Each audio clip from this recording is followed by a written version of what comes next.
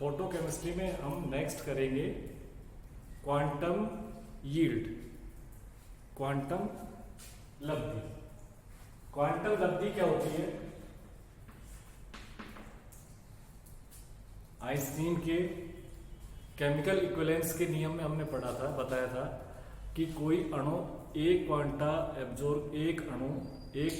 Absorb करता है और किसमें बदल जाता है?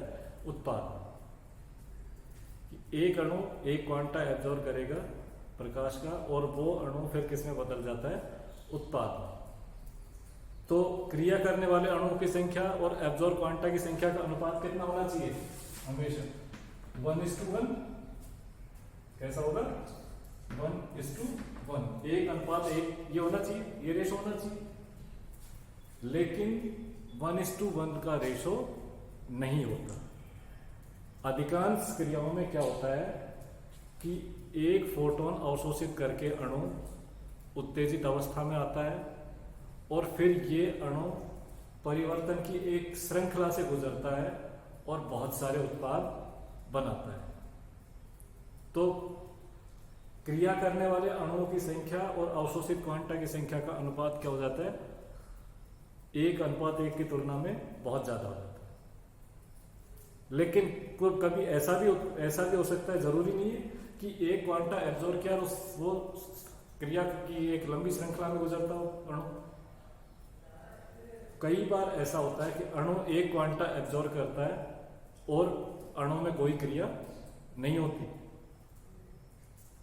तो क्रिया करने वाले अणुओं की संख्या और उसी समय अवशोषित क्वांटा फोटोन की संख्या, इनका अनुपात क्या होगा? कम हो जाएगा। तो इस अनुपात को ही हम क्या कहते हैं? Quantum yield. तो क्वांटम यील्ड क्या होगी? क्वांटम यील्ड क्या होती है फिर?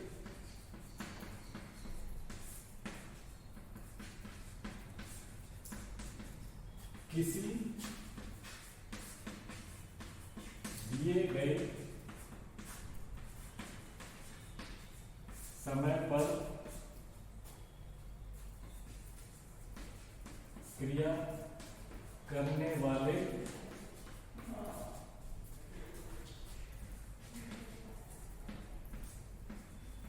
अणुओं की संख्या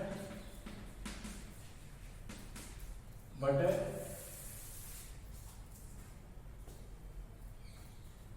इसी समय पर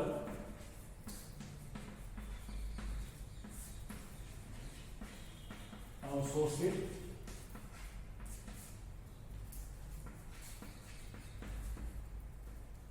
क्वांटा, प्रकाश क्वांटा की संख्या, इनका अनुपात क्या कहलाता है? क्वांटम लब्धि। या दिए गए समय पर क्रिया करने वाले मोलों की संख्या और उसी समय पर अवशोषित क्वांटा की संख्या।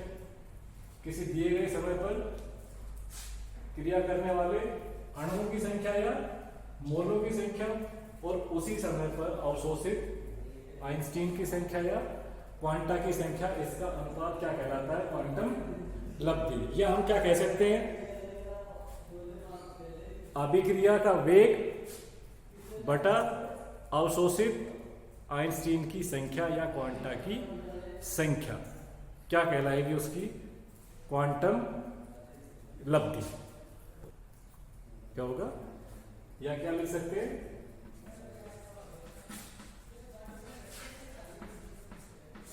अभिक्रिया का वेग बटा अवशोषित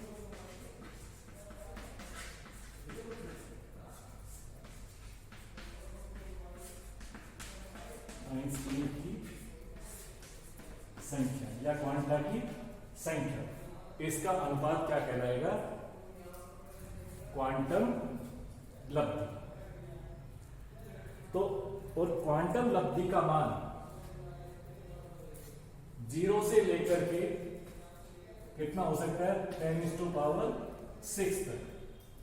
जैसे 0 किसका है? H2 प्लस Br2 क्या बन गया? 2 HBr। तो इस अभिक्रिया की क्वांटम लब्धि कितनी है? 0। 10⁶ किसकी है?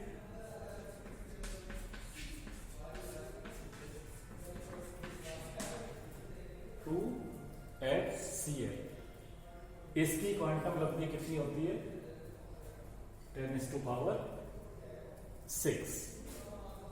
तो ये हमारी क्वांटम यील्ड कि कितनी हमने क्वांटा उस अणु को दिए और कितने अणु ने उसी समय पर क्रिया की। जितने ज्यादा क्रिया करेंगे, एक क्वांटा देने पर जितने ज्यादा अणु क्रिया करेंगे तो हमारी क्वांटम यील्ड क्या होगी? ज्यादा होगी। और अगर कम क्रिया करेंगे तो हमारी क्वांटम यील्ड, क्वांटम लब्धि का मान क्या होगा? कम होगा।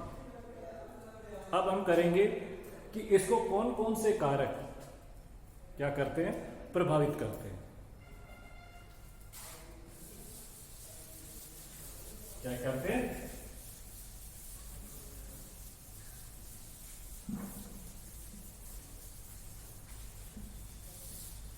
नेक्स्ट हमारा क्वांटम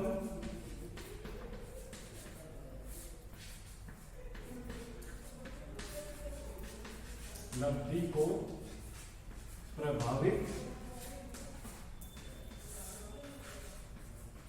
करने वाले कारक। कौन कौन से कारक हैं वो इसको क्या कर रहे हैं? प्रभावित कर रहे हैं। फर्स्ट है ताप। पहला कौन सा है? ताप। तो ताप के साथ क्वांटम यील्ड में क्या परिवर्तन होता है उसको हम इस समीकरण द्वारा प्रदर्शित कर सकते हैं। कोहान और उसके साथियों ने सामान्यतः देखा कि ताप बढ़ाने पर क्वांटम यील्ड का मान सामान्यतः क्या होता है? बढ़ता है। कि 100 डिग्री ताप बढ़ाने पर लगभग कितना बढ़ जाता है? 15%। और 500 डिग्री सेंटीग्रेड ताप बढ़ाने पर लगभग क्वांटम यील्ड का मान कितना बढ़ जाता है? 7%। तो ये परिवर्तन होता है किसके साथ? ताप के साथ। नेक्स्ट है हमारा तरंगदैर्घ्य, वेवलेंथ।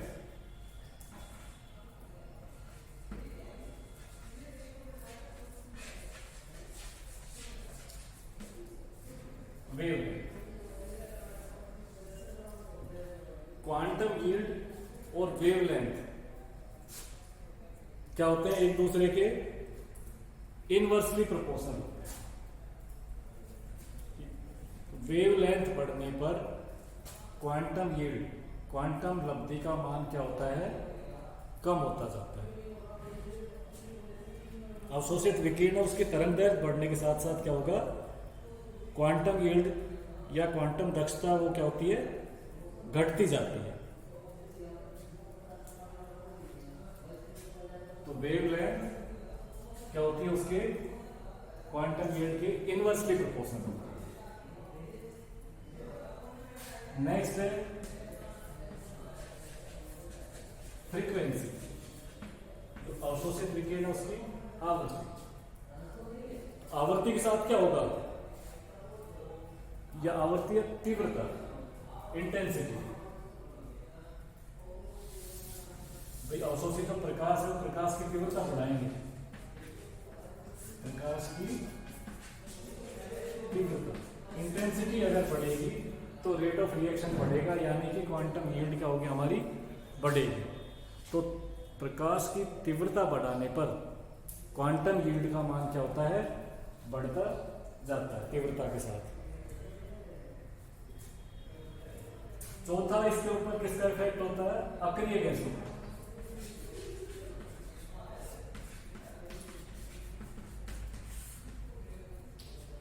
अक्रिय गैस मिलाने पर क्या होता है?